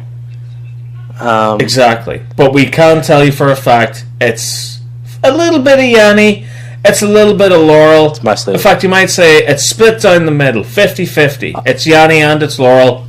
Nope, no it's not. No, it's just Laurel. It's... Yeah. Yeah. Yanni just faded into dust. Exactly. So, go check out Stephen, youtube.com/slash. Yeah. I do mustache reviews. It's amazing. This week we're talking about that type of mustache where you put the wax in it and curl it up at the sides and you look like Moriarty from the old Sherlock movies. Jesus. And if you think this podcast is long, wait till you hear mine on the Charlie Chaplin mustache. That's a 6-parter. Is it Charlie Chaplin or is it Hitler? Well, funny story. It's actually both at the same time. Who was born first, though? Must have been Hitler. Chaplin. Yes, it was. Yeah. Chaplin was born in 1889, and Hitler was born in 1889. Oh, they were the same person all along. Holy crap! Charlie Chaplin was born 4 days before Adolf Hitler.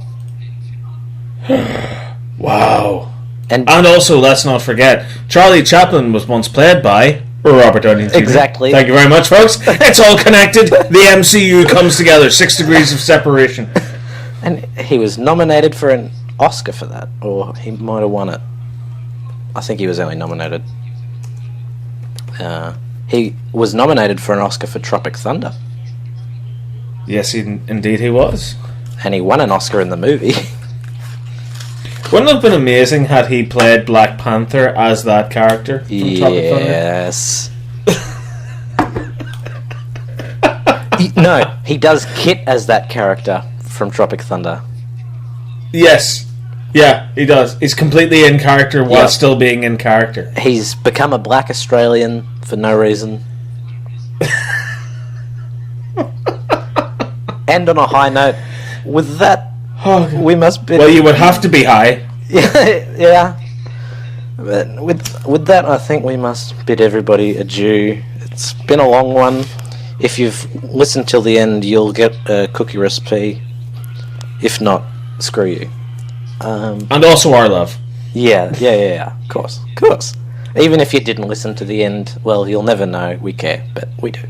Yeah, and it's our metaphorical love, but let's just put it out there. Make sure we're not misquoted or anything like that. But we are in fact giving you permission to think about us as you touch yourself. God. Have that on us. No, not literally. No. And you've ruined it. Anyway. Well, the bed sheets maybe. God. So maybe I won't, but I probably will. I'll put the link to Stephen's YouTube in the description. Go subscribe because he does reviews and he does a lot of robot war stuff. Robot Wars, one of the best shows in the world. R.I.P. Bring it back. Hashtag ruined. Hashtag whatever. Anyway, go check that out. Go check that out before you listen to this, because you can. Because this is super long. And it was on Robot Wars once as well. I'm a celebrity. I've been on TV. Yeah. Come on. Holler. Whatever. Hashtag. Yeah. Internet. Yeah. I'm hoping you get me heaps of views. Oh yeah. So many views. Yeah. It's going to skyrocket. That's right. No, wait, it's not, because I'm not talking about Doctor Who. So yeah, no one will care. We talked about Doctor Who a little bit. Yeah, but this is going to be a Marvel podcast. People will just go like, "Oh, he doesn't know anything about Marvel. He's a Doctor Who YouTuber." People are going to say you've defected to the Marvel side. Yes, they probably will. But who cares? That's right. Yeah. Not me. I'm a rebel with several causes. Now you're just talking about what's his face? James Dean movies. Yes, I am. Almost had a mind fart. And you know, I'm gonna go outside and spray some American graffiti. that's a George Lucas movie. Yep, and then I'm gonna get on my bike. And it's not too difficult. It's an easy rider. And then I'm gonna Star Wars. Yeah, all over the face, neck, and chest. Oh god, I'm gonna shoot my missile right into your reactor port. You're going to hell. Yeah, I'm blowing up every single Death Star I find on the way. Oh god. You know, I star killed her base. God. I'm glad Elizabeth Olsen. I ignited my lightsaber. I used the No, I can't say that. No, that's rape. I can't say that.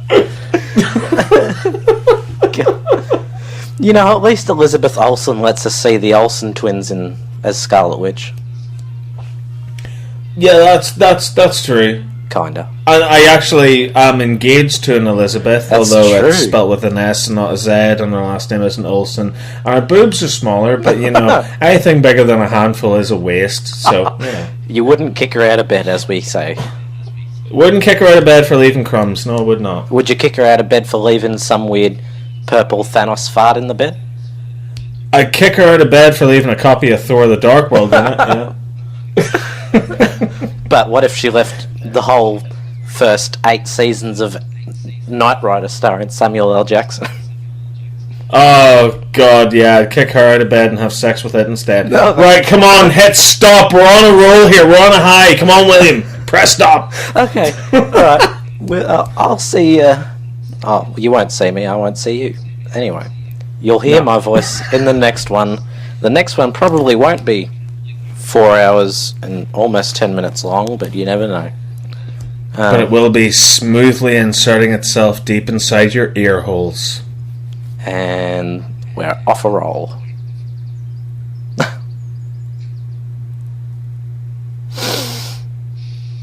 Anyway, Yeah. we are going to have to end it now. Yeah, I think that'll do it. Yeah. That's it. I was expecting you to do your outro there. Alright, we're leaving for real this time. Jesus, it won't stop. Make it end. This is living hell. Okay. Bye, everybody. Bye. Bye. Sweet dreams. Have a nice thought while you're touching yourself to listening to us. Bye. Okay. Bye.